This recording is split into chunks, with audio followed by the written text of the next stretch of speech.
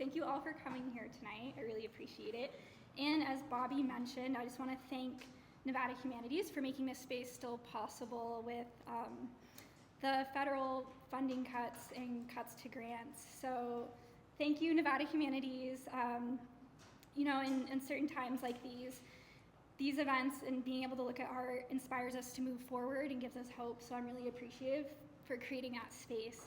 I also want to thank the Mystery Ranch and all the people that go along with it, as well as the Friends of Avikwame group that supports the National Monument. So a little background about me, as Bobby said, I graduated from UNLV in 2020 with my bachelor's in anthropology, art history, and art. I started painting in 2019, working with one of my very dear mentors, Phyllis Schaefer, and I've just been growing and expanding from there.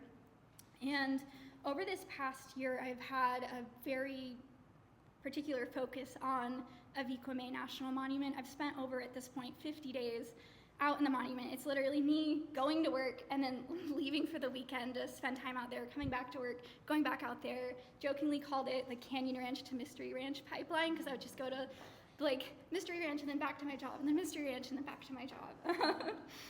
And besides my time at Mystery Ranch, I have also had residencies at Great Basin National Park and soon to be Vice Caldera National Preserve in 2 days. I'll be going there. So in case you guys aren't familiar with Avikwame National Monument, it was designated 2 years ago. It's over 506,000 acres that is now nationally protected. And there are really special aspects to it, both culturally, ecologically, and conservation-wise. So culturally, Spirit Mountain, or what is known as Avikwame, is one of the most sacred places to many different tribes, including the Mojave. It's their place of creation. We also have Grapevine Canyon, which contains hundreds, maybe thousands of petroglyphs along that same site. Ecologically speaking, we have the Weethump Wilderness area, which has a dense old-growth forest of Joshua trees, some being perhaps 900 or more years old. The numbers are a little iffy depending where you look, but they're really old, and we have it being designated as an important birding area. And I think it speaks to this mythology as desert as a wasteland, because you go out there and you see how much life is just teeming out there. And people who think there's nothing out there, they haven't gotten out of their car and they haven't spent time to observe and appreciate all what Avikwame contains. And on the conservation aspect of it, so we have this really special feature Avikwame is a part of. It's a part of this larger network of national parks, monuments, and tribal nations. That's called the Moab to Mojave Conservation Corridor. So I'll recommend when you go back in there, grab a copy of the Gold Beam. Kim Garrison Means and Steve Radosevich, I don't know how to say his last name, are the editors of this. And this is all really great information about the monument, its history, and whatnot. But this year's edition has a really cool map of the conservation corridor. So Avikwame on this map is number 17, and it makes up over 600 miles and 18 million acres of continuously protected land along the Colorado River.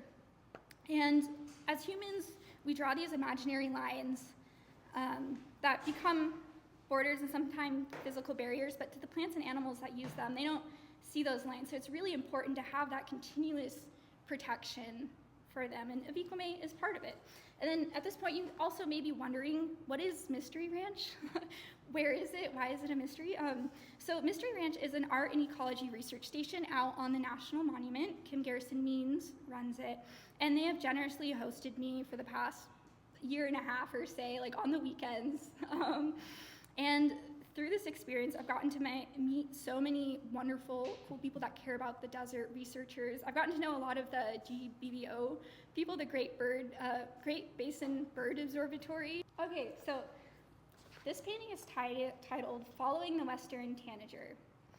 And you may notice there's not a bird, but this is what the Western Tanager looks like. It's a little study I did. It has a crazy background, but this is the bird I ended up seeing in the story. So I was driving one weekend on Christmas Tree Pass, which, let me side story that as well. You may be like, why is it called Christmas Tree Pass? That's an odd name. Well, it's kind of a local tradition for Searchlight Laughlin people to go decorate the juniper trees with Christmas decorations, and that's its own side story and problems and whatnot. I'm not going to get into that, but I was on this road heading out towards Spirit Mountain, and I decided to pull off on the side and walk about, and I saw this really colorful bird out in the creosote bush. And I've been getting into birding recently, so I'm trying to identify what I'm seeing, and I was like, oh, I think that's a western tanager. Like, I'm pretty sure that is, and I'd never seen one in person before, so I got like super excited. I had my binoculars, and lo and behold, I'm like, oh my goodness, it is one. So I got some pictures of it. It was acting kind of funny. It was like hanging upside down and just like being playful in the creosote bush, and I got to observe it for a couple of minutes, and then it flew off, and I was like, well, I'll just go in the direction it flew off. Like, I don't have any plan. I'm here to see what my next painting is. We'll see where it takes me. So I followed it in its direction, and it led me to this amazing vista of Spirit Mountain I hadn't seen before.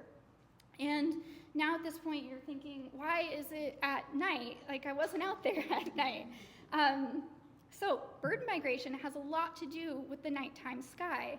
And Aviquame is lucky and going through the International Dark Skies certification to preserve these nighttime skies. So the birds and other animals use the stars at night in order to know where they're going. And being so close to one of the worst light polluted cities in the world, right, it's really special that Aviquame, just an hour or so, has these dark skies where you can see the Milky Way at night. Where you step out here and you could count the stars on your hand, right? It's not, as human beings, I think there's this ancestral, connection with the stars cross-culturally. Every culture has stories about what's taking place in the nighttime skies. And so, bringing it back to modern days, it's really sad that we don't have this, in the major city centers. So it's really special. Aviquame is taking the steps to make that dark sky space and, preserve the night sky. And most people are probably like, preserve the night sky, that's outer space, right? But it's important for the animals, and I think it's important for our psyches as well, just to have that awe and wonder when you look up at the stars at night. There are a mountain range that's near the Weethump area, and they're kind of hard to get to if you don't have the proper vehicle.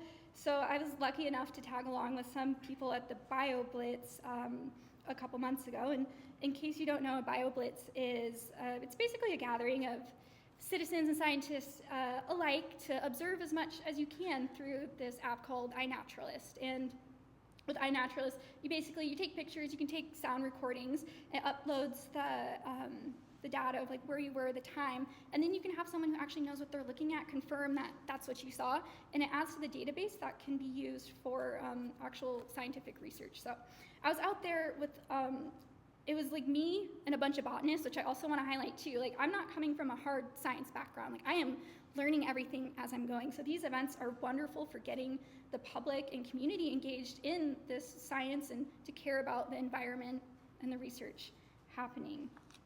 So you're also probably wondering, I did not head out in a storm either. I know better than that. But the next weekend after that, I was out there again, this time for the Arts and Advocacy Week at Walking Box Ranch, and we were lucky enough to witness some nice and needed rain in the monument. So that's how this piece came together in the environment. And part of that is spending time alone in the solitude and silence the desert provides. It's also a really special place, but it's also being around people and learning from all their varied backgrounds. And I wanted to share a couple of my favorite moments spent out in the monument, and some revolve around this painting. So this is one of my favorite spots out in the monument. It's up on a hill, but right below this hill, one morning I was out walking, just that's how everything starts, is out for a walk. We'll see what we find today. And about 40 feet away, there was a gray fox sitting on a rock. And I knew foxes existed at Mount Charleston, but I did not realize there's out and about in the desert. And I was like, oh my goodness. And luckily, the fox was chill enough, we just hung out and looked at each other for 5 minutes. Because he was very confused what I was, and I was very confused what he was. But it speaks to for me, that's just such a magic experience to encounter nature. And another fun story I absolutely love sharing because it's terrifying and awesome is about the tarantula hawk wasp, which I don't know if you guys are familiar with tarantula hawk wasps. They're about like yay big, half of them are orange, and their mating reproductive strategy is quite odd, and I got to see it happen. So yeah, no, it was insane. Out for an evening walk, see a tarantula hawk wasp pull a full-on tarantula out. So what they do is they lure them out of their nest by strumming on the webs, pull them out, and then they stun them and plant their larvae in them. And so the larvae, the tarantula's still alive, and they eat them from the inside out. So I got to see this happen, which is insane and like awesome, and I was like horrified but so curious at the same time. And I'm like, how does this exist? So like those stories to me just show like the awe and wonder that I'm constantly experiencing, because the more time you spend outside, the more you're gonna see and experience, and you're like, I didn't even know this is happening. Like, what? Like, that's insane.